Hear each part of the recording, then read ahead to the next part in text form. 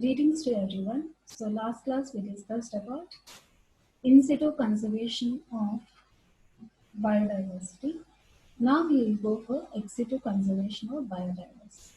So first of all, what is meant by ex situ? That is off-site conservation. That is process of protecting an endangered species of plant or animal outside its natural habitat.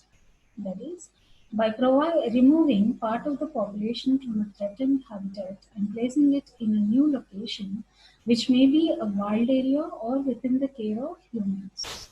So what they do is they take out the species from that particular area and shift it to the another area where it will be somewhat safe. That is called as ex situ conservation. So, ex situ conservation of plant genetic resources can be achieved through different methods such as gene sanctuaries, seed banks, field gene banks, in vitro storage methods, pollen banks, and DNA banks.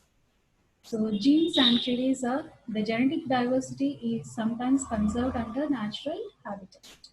So, in other words, areas of great genetic diversity are protected from human interference. So, we shouldn't interfere in between the wildlife, okay? Or genetic biodiversity.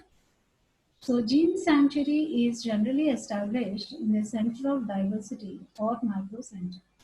So, India has set up its first gene sanctuary in the Garo Hills of Assam for wild relatives of citrus. Okay? So efforts are also being made to set up gene sanctuaries for banana, sugarcane, rice, and then for mango. The advantages of this are loss of genetic diversity caused by human intervention, and it allows natural selection and evolution to operate. Whereas disadvantages are entire variability of crop species cannot be conserved.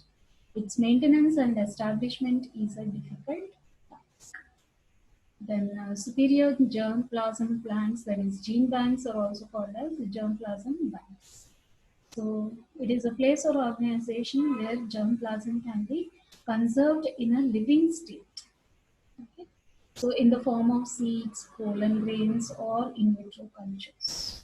I think you know about tissue culture. Right? So there also we do this germplasm. So gene banks are mainly of two types: seed gene banks and field gene banks. So seed gene banks are places where germplasm is conserved in the form of seeds. So seeds are convenient for storage because they occupy smaller space, right? And the germplasm of only orthodox species can be conserved in seed banks. And seeds of all crops cannot be stored at low temperature. Okay, so there will be short term, medium term, and then long term. And basically, they are conserved for long term, that is 50 years or more at 18 degrees centigrade or 20 degrees centigrade. And active collections are stored for short term, that is 3 to 5 years at 5 to 10 degrees centigrade.